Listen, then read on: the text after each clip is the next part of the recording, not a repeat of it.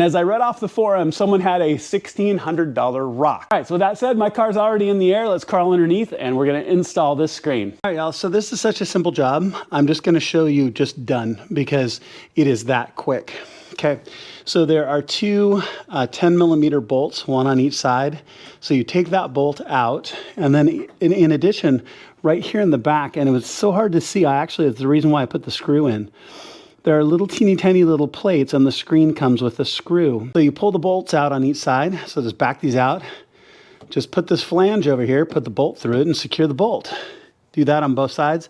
And this is on the back side of this rubber bumper. So it actually has a little bit of shielding from this rubber bumper. Okay. And then you've got these two little screen holes on the back side. And you just use a screwdriver and gently push these up through the plastic. These will drive up through the plastic and help hold the back edge. It really is that simple. And as you can see, it's in place. Looks really, really good.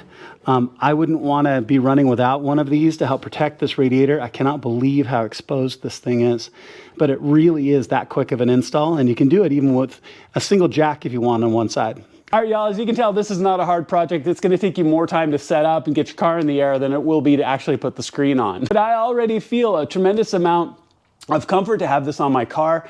This will help protect a really vulnerable radiator there underneath. And as I read off the forum, someone had a $1,600 rock. Means one of the radiators took a hit, and that's not covered by warranty, and it cost them $1,600 to get it fixed. So I feel a lot better to have this on my car. I also have the Zune Sport front screens on as well, so make sure to check out that video, and I highly recommend them for really any car you own, let alone BMWs, and I actually like the way they look as well. I think they look really, really good. So thank you to Zune Sport for making such a fantastic product.